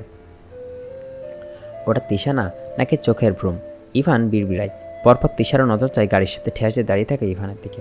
ঘামার্ত ক্লান্ত মুখটা মুখে আকর্ষণীয় লাগছে। কপালে খোঁচা খোঁচা দাড়ির মধ্যে বিন্দু বিন্দু ঘাম মুক্তর মতো চকচক করছে। সেই দিন জ্যামে থাকাকালীন তিশা ইভানকে দেখলেও ইভান দেখেনি। ইভানকে দেখে তিশা মনে মনে খুশি হয়। তিশা কপাল কুঁচকিয়ে ভাবে, ইভান ইভান এখানে? ও কি করে জানলো আমি এখানে জব করি? ও নিশ্চয় জেনেছে আমি দেশে এসেছি। তবে ও কি আমার সাথে দেখা করার জন্য এখন এখানে আসছে? ইভান কি আবার আমাকে ওর জীবনে ফিরে পেতে চাই? জানতাম ইভান কখনো তনুজাকে মেনে নিবে না। জাস্ট চাপে পড়ে সে বিয়েটা করেছে। আকাশ কুসুম ভেবে দিশার মনপ্রাণ আনন্দে আত্মরা ওঠে। তনুজা আর রূপা আসছিল। খানিকটা দূরত্বে থাকা ইভানকে দেখতে পায় সে। ইভান দৃষ্টি অনুসরণ করে তনুজার নজর পড়ে তিশার দিকে। ইভানকে তিশার দিকে তাকিয়ে থাকতে হঠাৎ অনুজার কেমন যেন ঠেকল। তার অবচেতন মন সেকেন্ডে ভেবে বসে, পুরুষ মানুষ হলো সুন্দরের পূজারী। আচমকা এমন ভাবনায় নিজে মন সপটে আসায় তনুজা নিজের উপরে নিজে অবাক হয়। লোকটা সুন্দর একটা মেয়েকে নিয়ে দিকে তাকিয়ে আসত, তার কি? ক্লাসের কত ছেলেই তো হা করে তাকিয়েছিল মিসের দিকে। তখনই তো এরকম কথা ভাবনা আসেনি, তার ভেতর খারাপও লাগেনি। তাহলে এখন তো তার কোথাও একটা লাগছে। এই কেনর উত্তর তনুজার অজানা, হয়তো পবিত্র বন্ধনে আবদ্ধ সেই থেকেই। মধ্য দুপুর তপ্ত রৌদ্রের মধ্যে দাঁড়িয়ে থেকেও মেজাজ যতটা না উত্তপ্ত ছিল, তিশাকে দেখার সাথে দপ করে ইভানের মেজাজটা ফুটন্ত পানির নাই টকবগিয়ে ওঠে। ওটা তিশা মস্তিষ্ক একটা ঠাউর করতে ইভানের চোয়াল শক্ত হয়ে আসে। এতদিনে শুকিয়ে যাওয়া আপ্রাণের ঘা দগদগ করে উঠল। এই মেয়ে, এই একটা মেয়ের জন্য বন্ধুমহলে সে আজ থেকে 1.5 বছর আগে যেন অপমানিত হয়। শুধু কি বন্ধুমহলে? বন্ধুমহলে নয়, তার এলিট সোসাইটি তো রীতিমতো কানাঘষে চলত। ভালোবাসা হারিয়ে কত না কষ্ট পেয়েছিল, তার থেকে বেশি কষ্ট হচ্ছিল বন্ধুত্বের তার সোসাইটির লোকদের কাছে নিয়ে তুচ্ছ তাচ্ছিল্য হাসিঠাট্টা করে। কয়দিনই হইচই পড়ে যায়। বিয়ের দিন কোণে পালিয়েছে, তাও আবার খুব বলে ছোটো ভাইয়ের সহায়তায়। নিশ্চয়ই ছোটো ভাইয়ের সাথে অ্যাফেয়ার আছে। আজ সেই ছলনাময়ী নারীকে দেখে ঘৃণা ছাড়া আর কিছুই আসছে না। পরপর ইভান দৃষ্টি সরিয়ে নেয়। তাকাতেও আজ রুজিতে বাজছে তার। নিজের উপর আর রাগ হচ্ছে। এমন সময় মেয়েটিতে সে পছন্দ করছিল, বিয়ে করার জন্য উঠে পড়ে লেগেছিল। এখন এটা ভেবে ইভানের নিজের উপরে নিজেরই আফসোস হচ্ছে। ইভান হঠাৎ উইলিয়াম শেক্সপিয়ারের লেখা একটা লাইন মনে পড়ল, all that getters that is not. তিশার সাথে একটা বাগদরা খাপে খাপ। ইভান দৃষ্টি নামিয়ে চুলের ভাঁজে আঙুল চালন করে মনে মনে তাচ্ছিল্য হাসে। তন্নিমধ্যে পরিচিত মেয়েলি কণ্ঠর গলাস্বর ভেসে আসলো। ইভান। মুখে প্রশস্ত হাসির রেখা নিয়ে ইভানের দিকে এগোয় তিশা। ইভান পরপর কপাল কুঁচকে দাঁত কটমট করে চাই। তিশা নিশ্চিত হয় দিব্য খুব জেদি, তাই ওর সাথে কখনোই হবে না। ছুঁড়ে ফেলা জিনিসও ফিরে তাকায় না। এখন যদি ইভান তার জন্যই এখানে আসে, তাহলে ইভানকে মেনে নেওয়াই বেটার। এটা ছেড়ে ওটা দেখলে নিজেরই লস। যা লস হয়েছে হয়েছে, এখন পুরো দিলেই যাওয়াই বেটার হবে। মনে মনে এইসব ভাবে তিশা। মুখে কৃত্রিম বেদনায় ছাপ টেনে নেয় আর বেদনার্থ অসহায় কণ্ঠে বলিয়া ওড়ায়, ইভান, আই এম সরি। আমি খুব খুব সরি। আমি জানি আমার কোনো মুখ নেই তোমার সামনে দাঁড়ানোর। আমি আমার ভুলটা বুঝতে পেরেছি। সেদিন ওভাবে পালিয়ে যাওয়া আমার কোনো মতেই ঠিক হয়নি। ইভান, আমি রিপেন্ট। আমি সত্যিই অনুতপ্ত নিজের করা বোকামির জন্য। ইভান, তুমি দেখো আমি নিজের ভুল শুধরে নিতে আবার ফিরে এসেছি। আমি জানি তুমি আমাকে কতটা ভালোবাসো। তোমার ভালোবাসার কাছে আমার শত ভুল এক নিমিষেই মাফ হয়ে যাবে। আর যেটা আমি করেছিলাম সেটা তো পড়াশোনার জন্যই। তুমি তো আমাকে ডেনমার্ক যেতে দিতে রাজি হচ্ছিলে না, তাই আমি বাধ্য হয়ে ওই রকম একটা সিদ্ধান্ত নিয়েছিলাম। তবে মানছি এভাবে যাওয়া আমার উচিত হয়নি। প্লিজ ইভান, প্রোডোনিমি। হঠাৎই রাগের জায়গায় ইভানে হাসি পায়। ইভান দুহাত প্যান্টের পকেটে গুজে শটান দাঁড়িয়ে শব্দ করে গা দুলিয়ে হাসে। হাসি থামিয়ে কিমড়ি করে বলে, নাইস অ্যাক্টিং। আর কোনো গুণ না থাকলেও অ্যাক্টিংয়ের গুণটা ভালো আয়ত্ত করছো। অ্যাক্টিংয়ে তোমার তো অস্কার জয়ী হওয়ার কথা। এই একটা জিনিস তো খুব ভালো পারো। আর এই গুণ দিয়ে তো দিনের পর দিন ছেলেরা বোকা বানিয়ে রাখো। কথাগুলো বলতে বলতে আচমকা খানিকটা দূরত্বে দাঁড়িয়ে তনুজার দিকে নজর পড়ে ইভানের, যেদিকে এক হাতে কাঁধের ফিতা চেপে ধরে দৃষ্টি নত করে মূর্তির মতন দাঁড়িয়ে। বান্ধবীর থেকে বিদায় নিয়ে সেখানটা দূরত্বে দাঁড়ায়। এদিকে দুজনের গলার মৃদুর আওয়াজ তার কানে আসে। তিশার কথা শেষের সাথে সাথে তনুজার বুকের ভেতরটা অস্থির লাগছিল। হঠাৎ কোমর শূন্যতায় অনুভব হচ্ছিল। এই মাইকোলজিতে নিউ মিস তিশা চৌধুরীকে তাহলে সেই তিশা ইভানের এক্স? ইভান কি জবাব দেয় তা শুনতে তনুজার আগ্রহী ছিল। Please Ivan, pardon me. Ivan, trust me. ভালো প্রেমিকা আমি হতে পারিনি, তবে আই প্রমিস একজন ভালো জীবনসঙ্গী হয়ে সবাইকে দেখিয়ে দিব। Believe me. আর তোমার রাঘব হওয়া অস্বাভাবিক নয়, সেই থেকেই এমন বলছো। এই যে তুমি এখানে আসছো, আমি জানি আমাকে তোমার জীবনে ফিরে পেতে চাও। আমি আর কোনো বোকামি করতে চাই না। If you want, I want to come back in your life. ইভানের খুব বাজেভাবে কিছু বলতে ইচ্ছে করলো, তবে কণ্ঠালি অবাধি শব্দগুলো মুখে আসলেও বের করলো না সে। কোনো রকম শব্দ গিলে নেয়। পরপর কিছুক্ষণ কিছু একটা ভেবে হাসি টেনে নেয়, একটু জোরে সরে রাখে। তনুজা চোখাইতে চাইল। ইভান হাত নাড়িয়ে ঠান্ডা গলায় বলে, কি হলো, আসো। তনুজা বাধ্য মেয়েটির মতনে আলতো আলতো পায়ে এগোয়। তিশা বিস্ময় নিয়ে ঘাড় ঘুরিয়ে যায়। সাদা আকাশি কালারের মিশ্রণের স্যালোয়ার স্যুট গায়ে, টানা টানা চোখ, গোল গোল মুখ। তনুজা আপদমস্ত চোখ বুলায় তিশা। এই সেই তনুজা? তার কাছে সাধারণ একটা ছাপোষা মেয়ে ঠেকেছে তনুজা। তনুজা এসে ইভানকে পাশে দাঁড়ায়। ইভানের চোখে পলক তুলে তিশার দিকে যায়। প্রগাঢ় স্বরে বলে, meet my wife, she is Farisatur Noor Tanuja, my Mrs Ivan. Tisha পরপর তনুজার থেকে দৃষ্টি সরিয়ে ইভানের পানে চায়। ইভানের চোখ দুটি স্পষ্ট রাগ আর ঘৃণা। তিশা সহসা দৃষ্টি সরিয়ে নিল। ওই চোখ দুটোর দিকে তাকিয়ে কথা বলার সাহস তার হলো না। ইভান যে প্রত্যুত্তর এভাবে দিবে তা তিশা স্বপ্নেও ভাবিনি। আজ ইভান এখানে তিশার জন্য আসেনি, সে এসছে তনুজার জন্য। তিশার ভাবনার বুড়িগঙ্গা নদীতে দূষিত পানি ঢেলে দেওয়া ইভান। আপন মনে থমথমে হয়ে যায় তিশার মুখশ্রী। ইভান হাত বাড়িয়ে তনুজার একটা হাত ধরে। তনুজার কোমল আঙুলের ভাঁজে নিজের রক্ষ শক্ত লম্বা আঙুল গলিয়ে দেয়। ইভানের আংশিক ছোঁয়ায় তনুজা কিংবদন্তির মৃত্যু হয়। সারা শরীরে অদ্ভুত শিহরণ খেলে যায় তনুজার। বুকটা তার অস্বাভাবিক কাঁপছে। ইভান নির্লিপ্ত আছে। তনুজার দিকে তাকিয়ে মোলায়েম স্বরেই বলে, লেটস গো। তিশার সাথে সাথে বলার ইচ্ছা আর রুচি কোনোটাই তার নেই। তনুজা বিস্ময়ে কাটছে না। রুমের মধ্যেও সে মানুষটা দুহাত দূরত্বে থাকে। তার হঠাৎ কী হলো? রাস্তার মাঝে হাত ধরছে। কী হলো? চলো। তুমি কি চাইছো না এখন সমাজে তোমাকে কোলে চড়িয়ে গাড়িতে বসাই? দেখো রাস্তার লোক দরজার ব্যবসা বাড়াচ্ছে, সম্ভব নয়। তাই বলছি রাতে তোমার সব ইচ্ছে একসাথে পূরণ করবো। এখন চলো ফার্স্ট। তনুজা কান দিয়ে উষ্ণ ধোঁয়া বেরোতে থাকে। তনুজা দফায় দফায় অবাক হচ্ছে। আর লোকটা হঠাৎ কী হলো ভেবে দিশা পাচ্ছে না তনুজা। ইভানের থেকে এহেন লাগামহীন কথা তনুজা কোশ্চেন কালেও ভাবিনি। তনুজা অপ্রস্তুত হয়। মুখ দিয়ে তার রাস শব্দটিও বেরোচ্ছে না। তনুজার হাত ধরে সে গাড়ির কাছে যায়। ইফতিয়ার ইভান জানিয়ে দিতে চায় তার জীবনে তিশা নামক রমণীর কোনো অস্তিত্ব নেই। আজ তিশার মতনই অভিনয় দিয়ে যে তিশাকে উচিত শিক্ষা দিয়েছে। ইভান ড্রাইভ করছে। তনুজা কোনা চোখ চাইছে। তনুজার কিছু প্রশ্ন করতে ইচ্ছা হয়, তবে সাহসে গোলায় না। পরন্ত বিকেলে জানালা গলিয়ে বিকেলের নরম রোদে সে নীতির মুখে পড়ে। নীতির নরম বালিশে রাখা মাথা দিয়ে শুধ হয়। হাতে তার গল্পের বই, পা দুটো জানালার গ্রিলের উপর রাখা। হঠাৎ কিছু মনে হতে ধপ করে শোয়া থেকে উঠে পড়ে। পরপর তনুজার রুমে যাই দরজা ভিড়ানোর জন্য। এমন সময় ইভানও তো বাড়িতেই থাকে না, তাই নক না করে রুমে ঢুকে পড়ে সে। হালকা কেসে ঘরমায় নজর বুলায়। ফাঁকা ঘর, সোজা ব্যালকনিতে যায় সে। সেখানে একটা রমণী দুহাতে বুকে মুখে উদাসীন হয়ে আকাশ পানেছে। নীতি পেছন থেকে দরজার কোমর জড়িয়ে ধরে বলে,